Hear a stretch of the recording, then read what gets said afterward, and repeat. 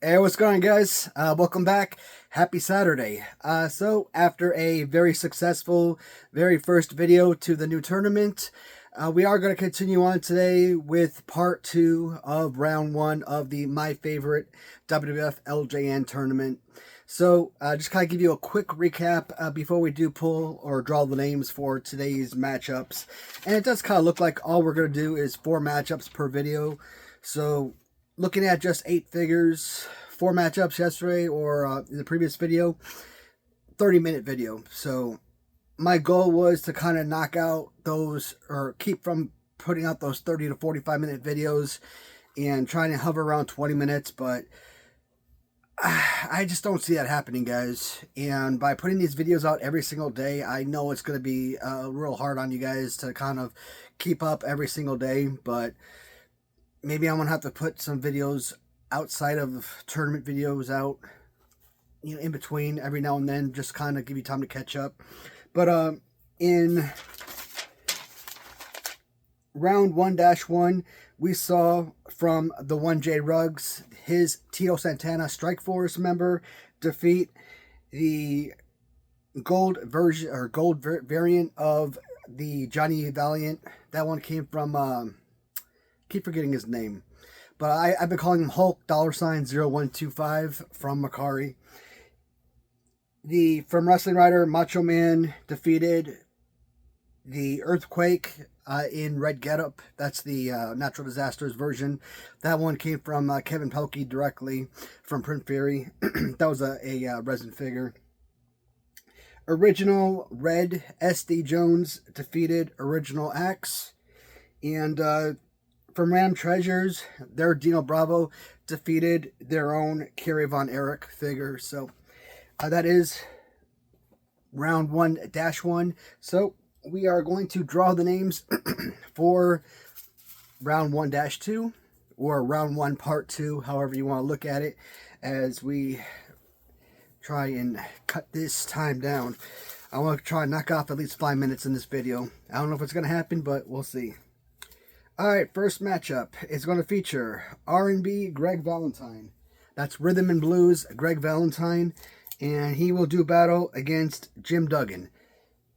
So more than likely that's original LJN version Jim Duggan. Next matchup is going to feature from the 1J Ruggs, the Bounty, as he does battle against from Ram Treasures, Dusty Rhodes. That right there, man. There are probably one, if not two, huge matchups from yesterday's video. I keep saying yesterday. From the previous video. That right there, I hate that matchup. Because those are two fantastic figures. I already know Dusty Rhodes is probably going to be like in the finals. Maybe not. Okay, maybe finals is a bit of an exaggeration. But if that figure isn't in the final 8 at least, there's a problem. And the Mountie, there's no reason the Mountie shouldn't be a 4th or even 5th round figure. So seeing the fact that one of those two figures is probably going to be gone, it sucks. And I really like the Mountie. I like the Mountie better than Dusty Rhodes, at least character wise, not so much figure wise. But we'll discuss when we get to that figure or those figures. Next up is Macho Man and RJ. Okay, Robert Jackson. Macho Man from Robert Jackson. And this one is Honky Tonk Man White. So that's the Wrestling Rider Honky Tonk Man custom. And last 2 names drawn is going to feature Goldust, who comes from Hulk $0125, as he squares off against the Galoop 2-Up of Arn Anderson. Alright, so names drawn. Let's pull the figures. I will be back in a split second. Alright, we are recording. We are good to go. Alright, first matchup is going to feature Greg Valentine as he does battle against Jim Duggan.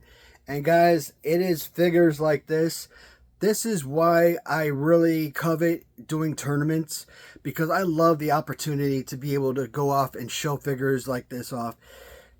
So I didn't have this Greg Valentine figure the first time I ever did my favorite LJN tournament. And as I said in the previous video, the second time I did the tournament, the figure was available.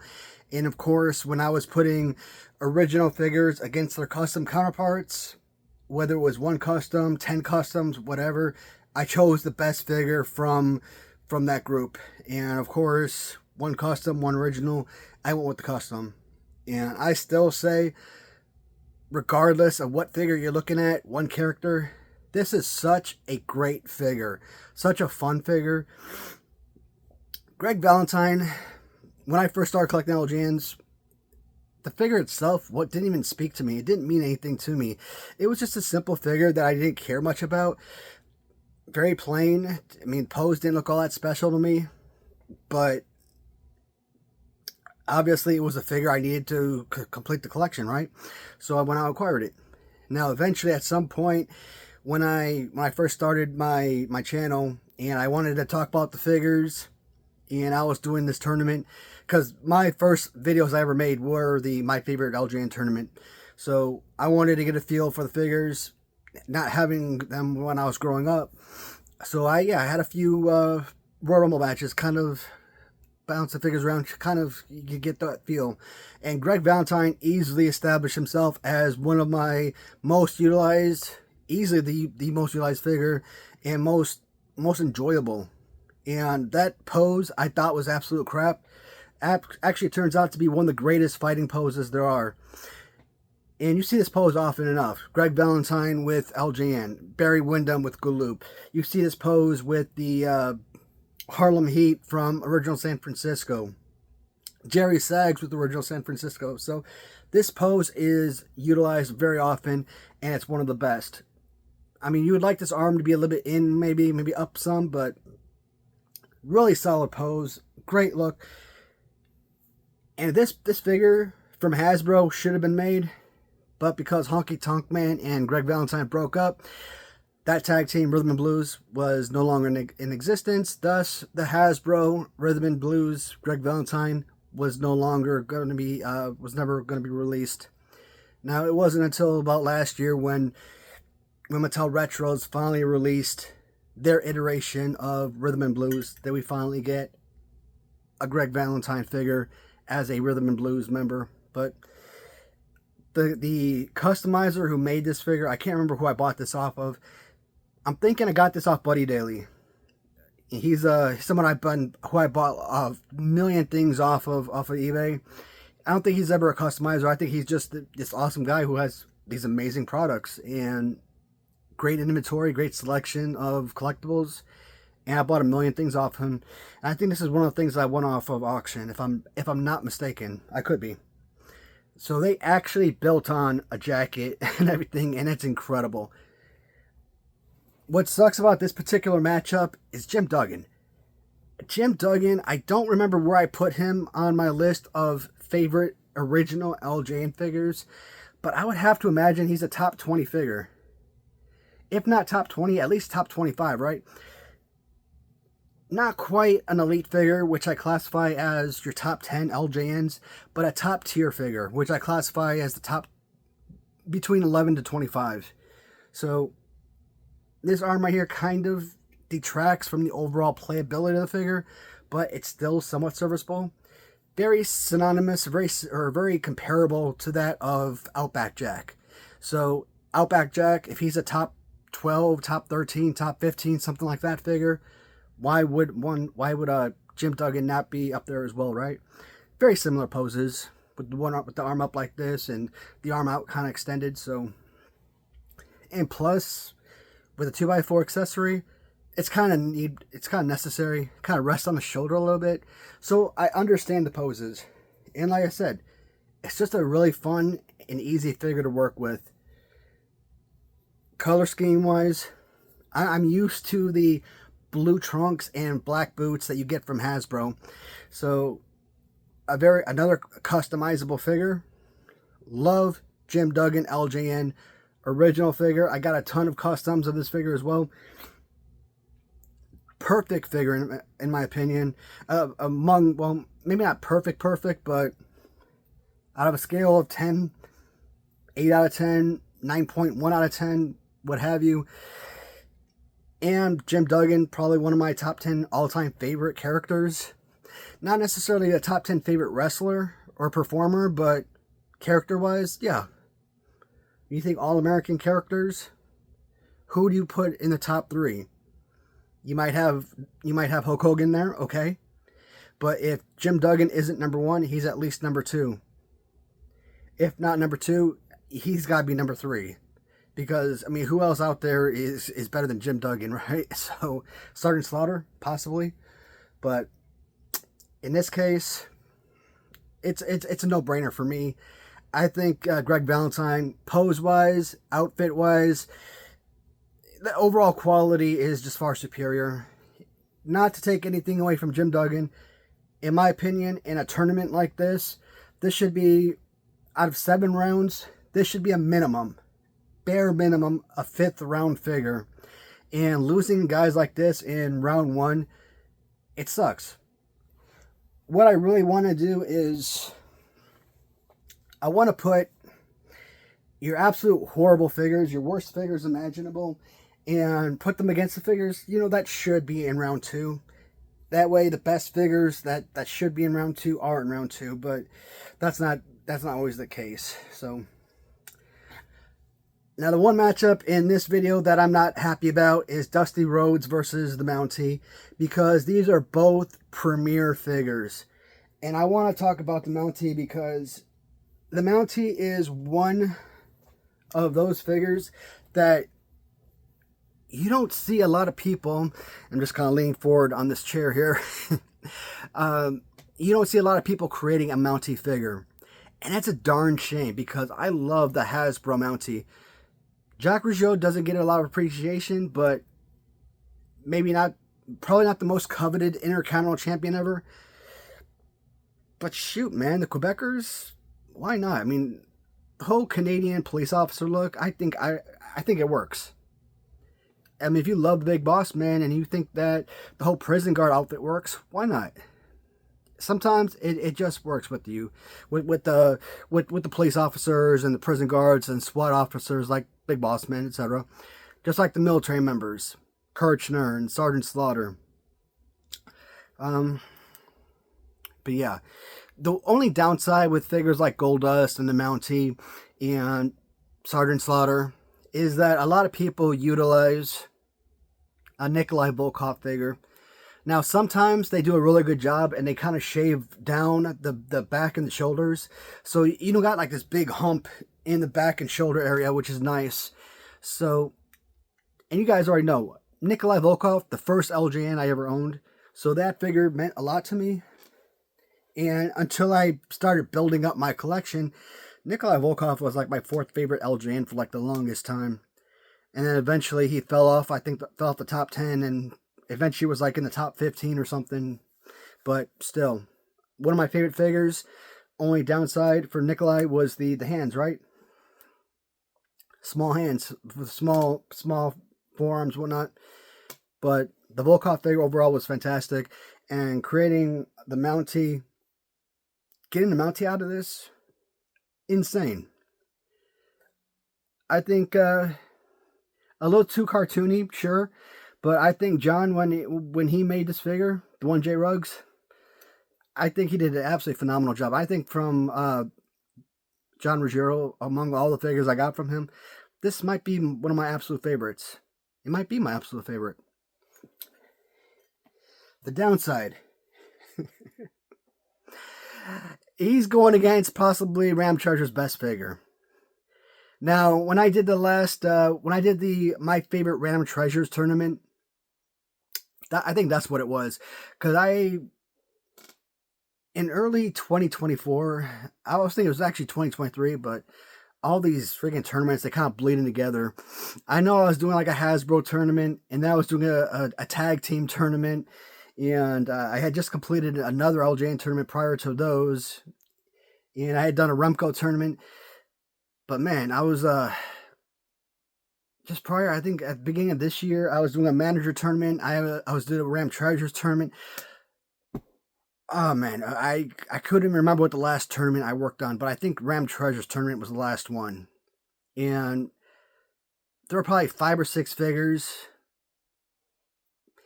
5 or 6 that could have won. Probably 3 or 4 that legitimately had a legitimate shot. Probably 90% chance or better of winning. And Dusty Rhodes was obviously one of those figures. Pose wise, it's incredible. The overall look, and you know how I feel about figures with girth. Okay, to me, the size of the figure, that girth, that weight, it holds value.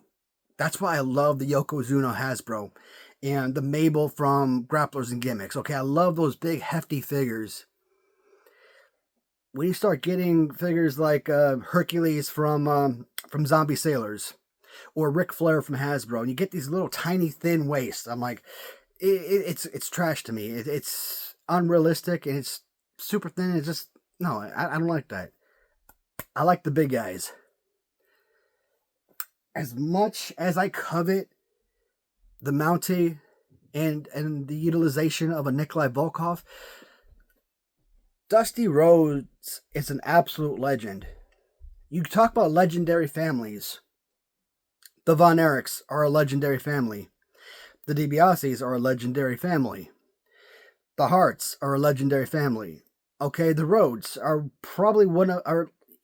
You talk about legacies. You know, these students, they go to college and they join these fraternities or these sororities, and their legacies because their mom or their father or etc. were part of these fraternities or sororities and what have you. Their legacies, they're pretty much going to get in just because of who their parents are. Legacies, they're basically wrestling royalty in an essence. And it doesn't just end with Dusty and Dustin and Cody. I think I just saw a picture recently with some of the nephews that might be in the wrestling game nowadays. So, incredible. I don't want to lose the Mountie, but I think it's pretty obvious that Dusty Rhodes has to win this one. Superior figure all around, but don't take anything away from the Mountie.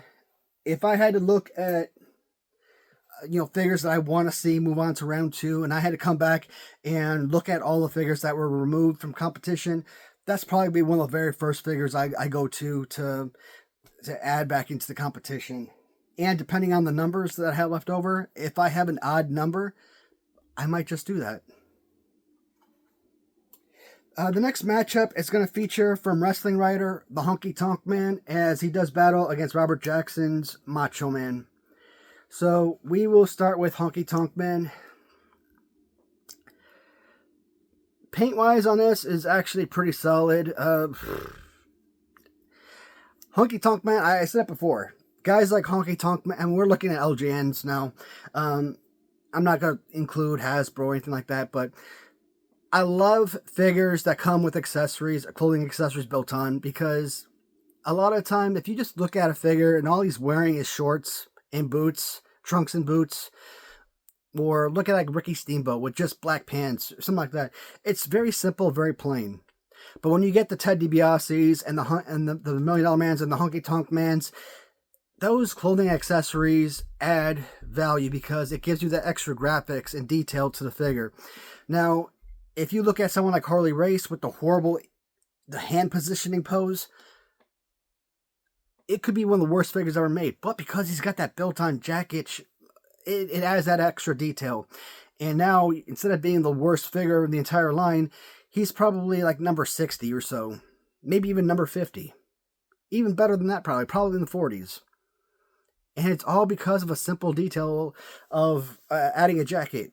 So, and then the pose itself isn't bad. Honky Tonk Man, I guess I would consider to be a fan of Honky Tonk Man for what I can remember from childhood. And of course, I had the Honky Tonk Man Hasbro when I was a kid, so it's one of my oldest memories of play with that Hasbro figure.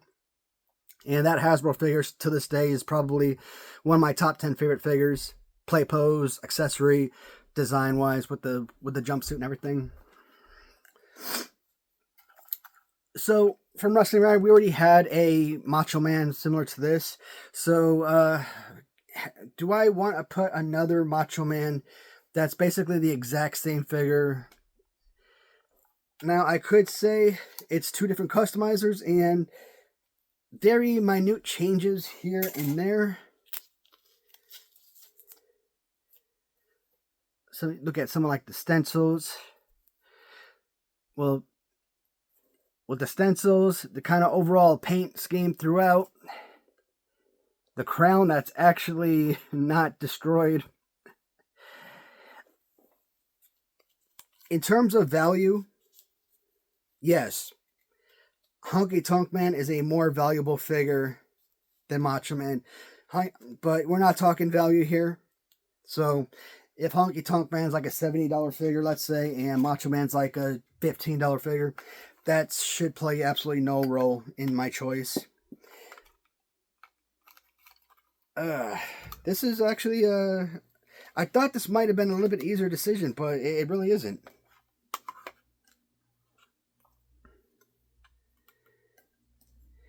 Play-wise, I like, obviously, the Honky Tonk Man figure better, but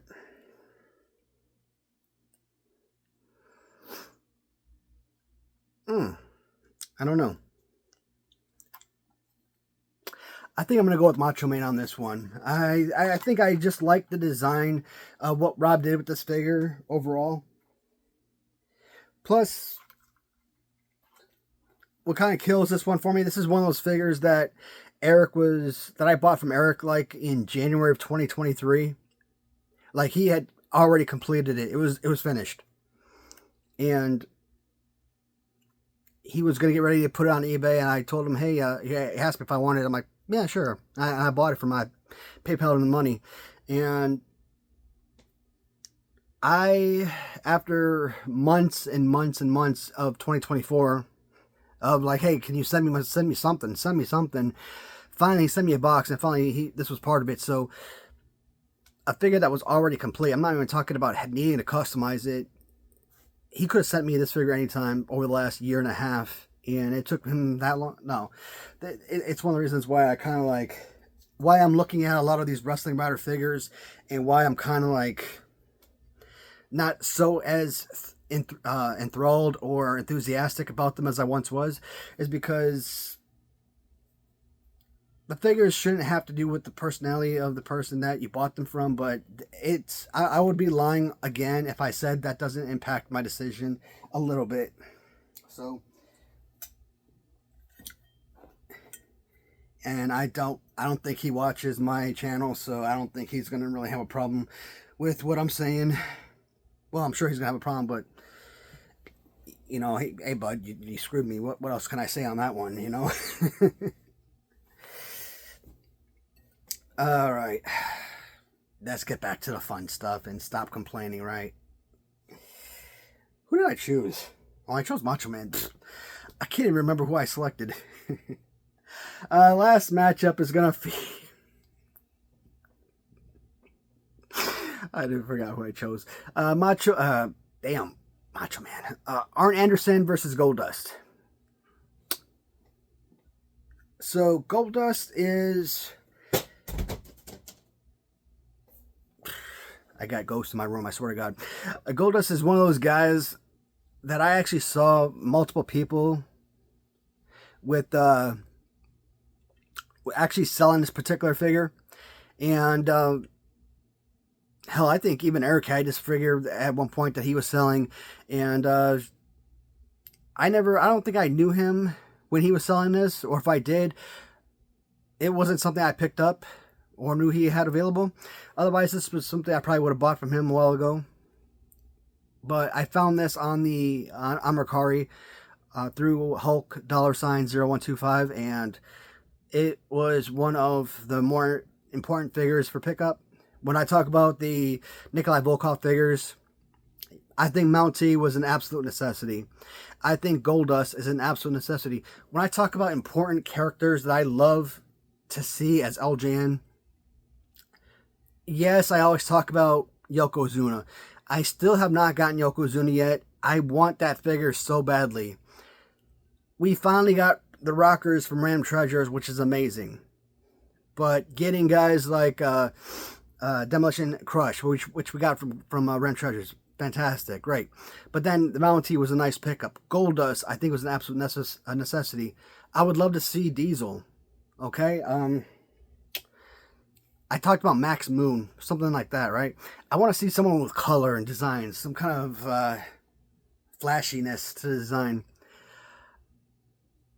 I want to say this is a relatively simple selection. I know a lot of people would probably go with Arn Anderson, but I didn't have Arn Anderson Galoob as a kid. And if I had gone back and redone this, I would have selected the original Series 1 color scheme with red and white. I wouldn't have chosen the stock photo with black and gray.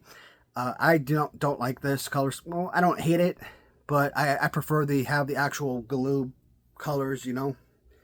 But comes with the bald spot, which is awesome. Fighting pose is not bad. I mean, you would like the arms to be up, at least have like the fist up or somewhat, so it's more fightable, or you know, more playable. But it's still a playable wrestling figure, even if you're looking at the 4-inch Galoob figure. And when you look at a lot of the poses for Galoob, which aren't very good, Arn Anderson may not be a very good figure, but it's definitely better than a lot that Galoob has to offer. And I've said that Nikolai Volkov, LJN, is definitely an enjoyable figure. And customizing Goldust, who was a really fun character. Dustin Rhodes, again, a legacy, amazing. Came over from as the Natural on WCW and portrayed this amazing character on WWF for years, and always had like this little obsession with Razor Ramon. I remember him and Marlena, and I always was like flabbergasted as a kid. Like, why are you obsessed with Razor Ramon? Always trying to make out with him and everything. When you got this beautiful manager at your ringside with you, so like nuts. But the look is like, I don't know, man. He kind of gives up like the serial killer type of look. So it's so insane and so creepy and so freaking cool, man. I think this is a fantastic figure. I was sad to see the Mountie not make it to round 2, but I am super glad I'm able to push Goldust into round 2. To me, it's a no-brainer. Arn Anderson, I don't think if this figure made it to round 2, I don't think he would have been any more than round 3 at best. With the right competition, maybe he would have been pushed into round 4, but to be honest, I don't see that happening, because by the time you get past round 3, not even past round 3, I think once you're in round 3, that's it. You basically got the best of the best. So I think the first 2 rounds are really gonna take care of its own. So